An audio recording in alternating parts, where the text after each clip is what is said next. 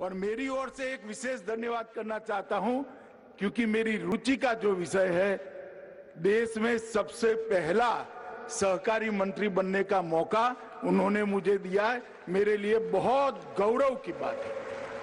आज यहां जब हम खड़े हैं और एक नई शुरुआत सहकारिता आंदोलन को बल देने की, गति देने की, दिशा देने की शुरू होने जा रहे, उस वक्त मैं इतना कहना चाहता हूं कि प्रधानमंत्री जी ने इस मंत्रालय का स्थापना किया है, तब मैं सहकारिता मंत्री के नाते देश भर के सहकारिता के नेताओं को, कार्यकर्ताओं को कहना चाहता हूं कि निग्लेक्शन का टाइम समाप्त हुआ है, प्रायोरिटी का टाइम शुरू हुआ है। आइए सब साथ में रहकर सहकारिता को आगे बढ़ाएंगे। देश के विकास के अंदर सहकारिता बहुत महत्वपूर्ण योगदान दे सकती है। देश के विकास के अंदर सहकारिता का योगदान आज भी है, मगर बहुत सारे आयामों के अंदर, आयामों तक हमें पहुंचना बाकी है। हमने इसको नए सिरे से सोचना पड़ेगा, नए सिरे से रेखांकित करना पड़ेगा, हमारे काम का दायरा बढ़ाने पड़ेगा, काम के अंदर शिस्त लानी पड़ेगी, काम के अंदर पारदर्शिता भी लानी पड़ेगी और काम के अंदर सहकारिता की भावना को स्वभाव की तरह, संस्कार की तरह घुल मिलकर सहकारिता के आंदोलन को आगे बढ़ाएं। देश के करोड़ों किसान, वंचित, पिछड़े, दलित, गरीब, उपेक्षित महिलाएं, उनको विकास का मार्ग केवल और केवल सहकारिता के माध्यम से ही प्रशस्त हो सकता है और कोई मार्ग नहीं है। कई लोग सहकारिता की प्रासंगिकता पर सवाल उठाते, उनको लगता है कि सहकारिता आंदोलन इरिलेवेंट हो गया है।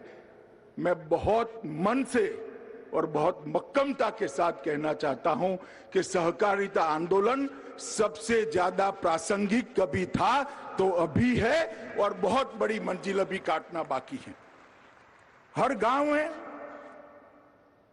कोऑपरेटिव के साथ जोड़कर सहकार से समृद्धि, ये मंत्र से हर गांव को समृद्ध बनाना और समृद्ध गांव के संपुट से देश को समृद्ध बनाना, यही सहकारी आंदोलन की भूमिका होती। सहकारिता शब्द सह और कार्य, ये दो शब्दों से बना हुआ है। मिलजुल कर एक लक्ष्य के साथ भातृभाव से एक दिशा में काम करना ही सहकारिता है। और हम हो सकता है, मैं हमेशा कहता हूं, हो सकता है कि देश के करोड़ों लोगों की, हम सब कोऑपरेटिव क्षेत्र में काम करने वालों की ताकत बहुत कम होगी, आर्थिक ताकत भी शायद हमारी कम होगी, मगर हमारी संख्या इतनी बड़ी है, अगर इसको एक बार कोऑपरेटिव के माध्यम से हम इकट्ठा करते हैं तो एक प्रचंड ताकत की निर्मित होती है जिसको कोई हरा नहीं सकता। और ये आत्मविश्वास के साथ सहकारिता आंदोलन ने एक नई शुरुआत करने का समय आ गया है।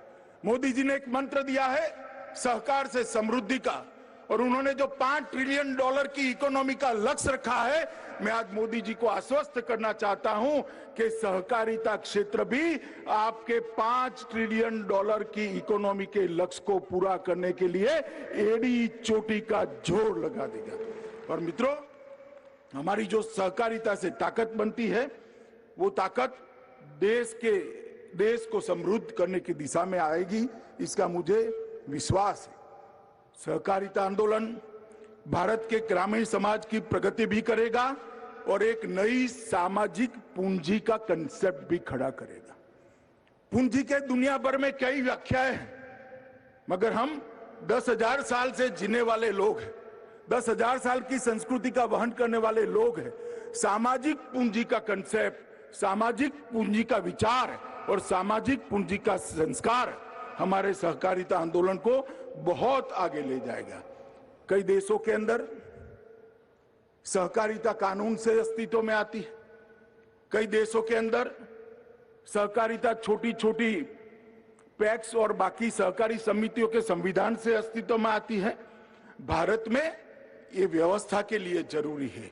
भारत की जनता के स्वभाव में सहकारिता घुल मिल गई है, इसके संस्कार के अंदर सहकारिता है।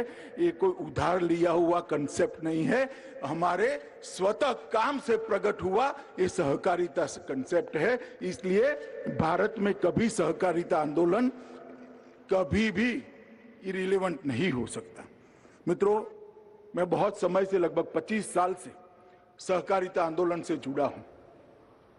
छोटी सी छोटी इकाई से लेकर राज्य कक्षा की बड़ी इकाइयों तक मैंने काम किया है। मैंने देखा है कई सारे संकट आते हैं, सरकारें सर्कुलर निकालती है, परिपत्र निकालती हैं, परिपत्र का मॉनिटरिंग करना पड़ता है, मगर हमारे सहकारिता आंदोलन वाले कोई परिपत्र की राह नहीं देखते। बाढ़ आती है तो गांव की पैक्स वहां खड़ी हो जाती है और सबको खाना खिलाने का काम करती है, उनको आसरा देने का काम करती है।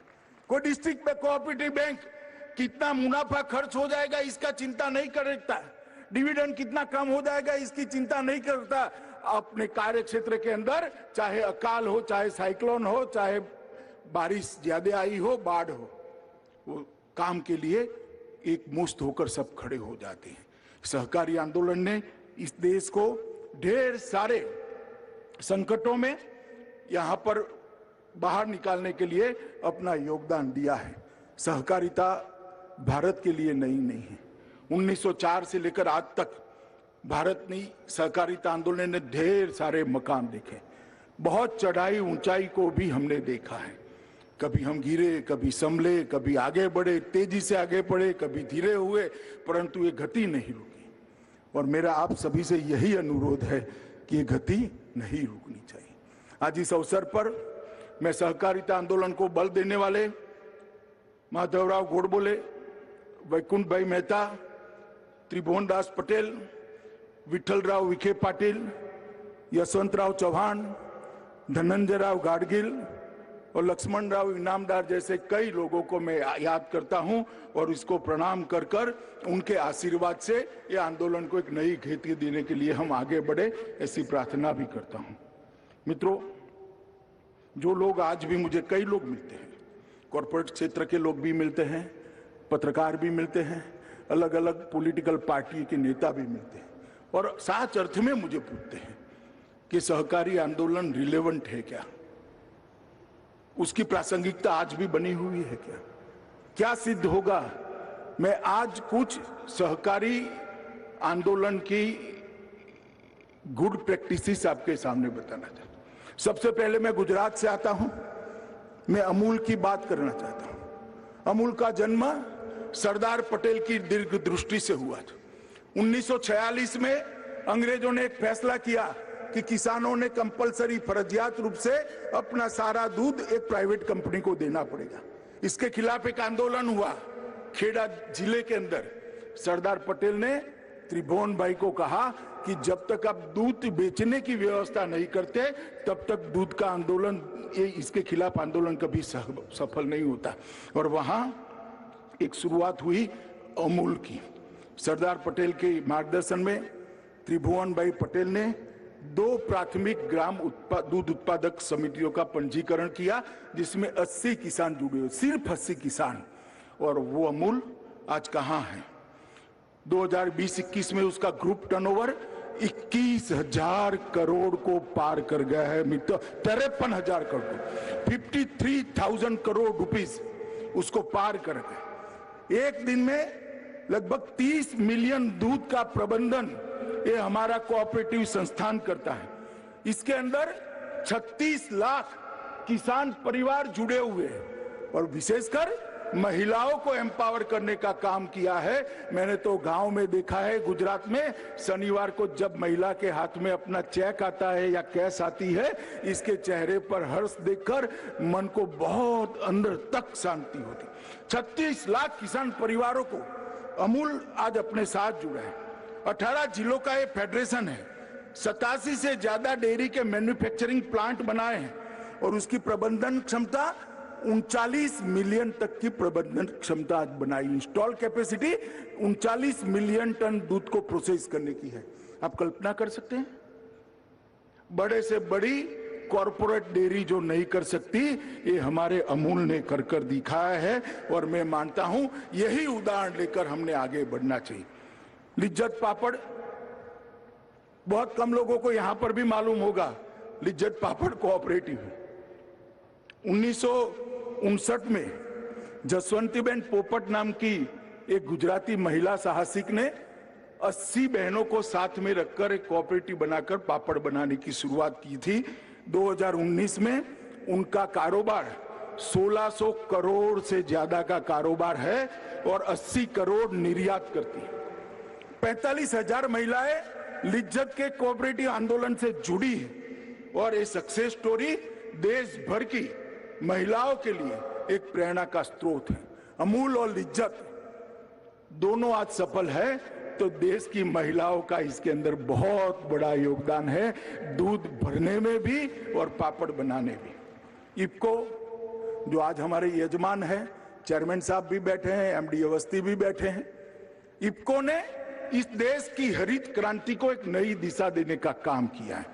1967 में 57 कोऑपरेटिव्स के साथ एक स्पेसिफाइड सोसाइटी बनी और वो बढ़ते बढ़ते बढ़ते आज 36,000 से ज्यादा कोऑपरेटिव को मेंबर बनाकर लगभग 5.5 करोड़ किसानों को उसका लाभांश पहुंचाती है। आप कल्पना कर सकते हैं, एक बहुत बड़ी कंपनी अगर कुछ कमाएगी तो इसका सबसे बड़ा हिस्सा इसके मालिक के पास जाएगा और इफको जो कुछ भी कमाएगी इसका पाई पाई ये 5.5 करोड़ किसानों के घर में जाएगा। इसी को कोऑपरेटिव कहते हैं। आज इफको ने लगभग देश के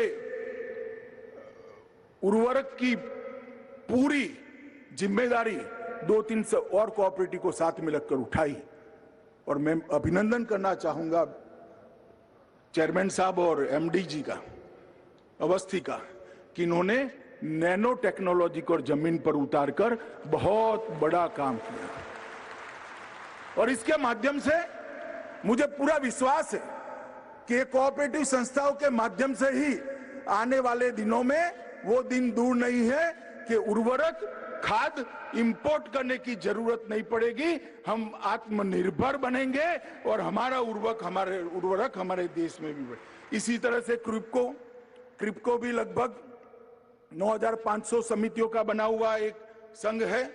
उसकी मूड़ी, शेयर प्रदत्त मूड़ी लगभग 388 करोड़ है।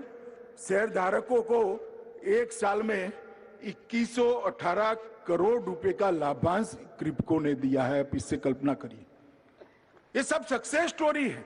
और इतना ही नहीं है, बहुत लंबी सूची है। नेफेड है, मैं मणिपुर गया था, रेणु हथकरघा हस्तशिल्प 75 साल से एक लय के साथ वो कोऑपरेटिव में अपना योगदान करता है।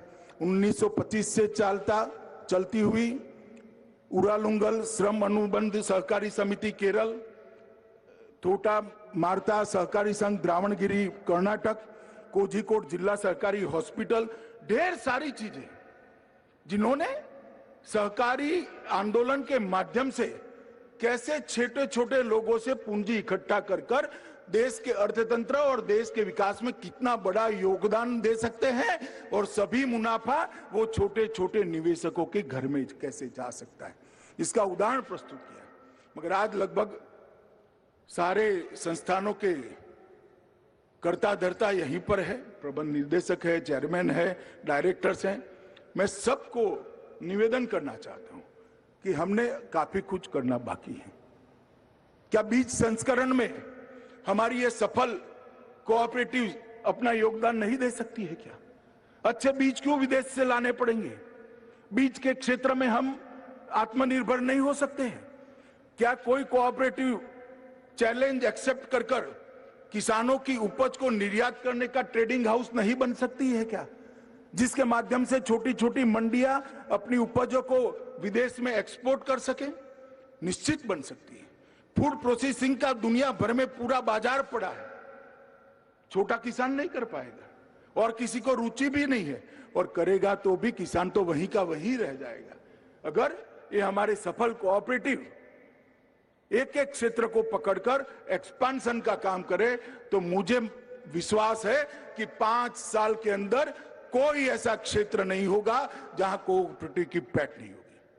और सहकारिता मंत्रालय इसीलिए बनाया है, कोऑपरेटिव को मजबूत करना है, कोऑपरेटिव का व्याप बढ़ाना है, कोऑपरेटिव के अंदर पारदर्शिता लानी है, कोऑपरेटिव संस्थाओं को मॉडर्नाइज करना है, कंप्यूटराइज करना है, और ये स्पर्धा में टिक जाए, इस प्रकार की स्पर्धा में टिकने वाली सफल कोऑपरेटिव बनाना है। ये सारी चीजों को करने के लिए ही हमने कोऑपरेटिव मंत्रालय प्रधानमंत्री जी ने बनाया है। मित्रों, आज मैं आप लोगों को इसलिए बताना चाहता हूं, आप सब लोग कोऑपरेटिव संस्थाओं से जुड़े हुए लोग हैं, मगर जब तक जामवन ने हनुमान जी को नहीं कहा कि हनुमान जी आप रामेश्वरम से लंका तक समुद्र लांघ सकते हो, उनको विश्वास नहीं था। जब जामवन जी ने कहा कि हनुमान तुम हिम्मत करो, समुद्र तुम लांघ सकते हो, हनुमान जी ने कूदका लगाया और समुद्र लांघ गए। मैं आपको क्या बताऊंगा कोऑपरेटिव क्या है, आप सब मुझसे ज्यादा अनुभवी कोऑपरेटर है, परंतु मैं आज कुछ चीजें इसलिए बताना चाहता हूं जिससे हमारी स्ट्रेंथ का हमें परिचय हो। मित्रों, लगभग 91% गांव ऐसे हैं जहां छोटी बड़ी कोई न कोई कोऑपरेटिव संस्था काम करती है। दुनिया में कोई ऐसा देश नहीं होगा जिसके 51% गांव में कोऑपरेटिव की उपस्थिति। सहकारी समितियों की संख्या 8,55,000 से ज्यादा रजिस्टर्ड सहकारी समितियां हैं। लगभग क्रेडिट सहकारी समितियां 8.5 लाख से ज्यादा क्रेडिट कोऑपरेटिव सोसाइटी है। ऋण न देने वाली सहकारी समितियां 7 लाख से ज्यादा है। राष्ट्रीय स्तर के सहकारी संघ 17 से ज्यादा है। राज्य स्तरीय सहकारी बैंक 33 है। जिला स्तरीय सहकारी बैंक 363 है और लगभग 95,000 में से 63,000 पैक्स काम कर रहे हैं। एक दृष्टि से देखें तो हर 10वें गांव पर एक पैक्स है। मैं आगे बताऊंगा, ये संतोषजनक स्थिति नहीं है, मगर हर 10वें गांव में एक पैक्स होना दुनिया के सहकारिता के आंकड़ों का जब अभ्यास करते हैं तो अपने आप में एक बहुत बड़ी उपलब्धि है। ये पैक्स ही माध्यम है किसान का कल्याण करने का। ये पैक्स ही माध्यम है सरकार जो कम ऋण से लोन भेजती है किसान के लिए, ऋण का पैसा भेजते है उसको पारदर्शी तरीके से उसके साथ पहुंचाने का। ये पैक्स ही माध्यम है उसको खेती के लिए उपयोगी चीजों को पहुंचाने का। ये पैक्स को मजबूत करना हमारे लक्ष्य होना चाहिए। मैं अंत में पैक्स पर बात करूंगा और प्रतिशत योगदान अगर मैं बताना चाहूं तो कृषि ऋण वितरण का 29%, 29% वो कोऑपरेटिव व्यवस्था से जाता है। उर्वरक वितरण 35% कोऑपरेटिव करता है। उर्वरक का उत्पादन, खाद का उत्पादन वो भी लगभग 30% करता है। चीनी का उत्पादन, देश की कुल चीनी की लागत का उत्पादन 31% कोऑपरेटिव चीनी मिले करती है। तकली स्पिंडल 29%, दूध की खरीदी और उत्पादन 20%, गेहूं की खरीदी 13% कोऑपरेटिव करती है, धान की खरीदी 20% करती है और मछुआरा के क्षेत्र में भी कोऑपरेटिव का योगदान 21% है।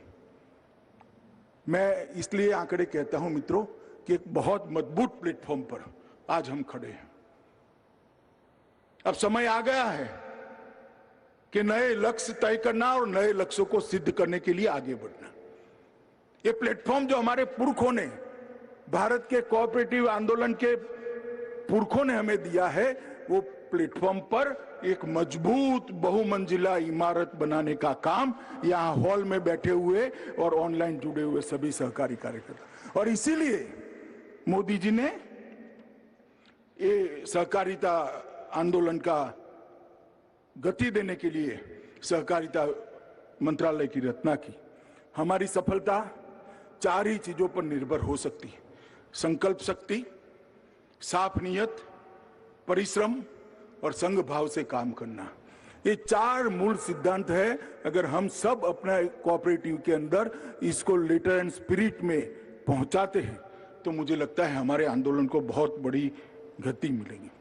नरेंद्र मोदी जी ने जो सहकारी का मंत्रालय बनाया है उसका उद्देश्य है ग्रामीण क्षेत्र में विकास को पहुंचाने का और ग्रामीण क्षेत्र में भी हर वंचित तक विकास को पहुंचाने की चुनौती को पार करने की जिम्मेदारी सहकारिता मंत्रालय की। और इसका एक स्वदेशी यंत्रणा बनाने की जिम्मेदारी भी सहकारिता मंत्रालय ने। मित्रों, कृषि क्षेत्र में 7 साल में मोदी जी ने आमूलचूल परिवर्तन लाया है। मैं सिर्फ बजटीय आवंटन की बात करना चाहता हूं। 2009-10 में कृषि का बजट 12,000 करोड़ था। मैं फिर से रिपीट करता हूं, 12,000 करोड़।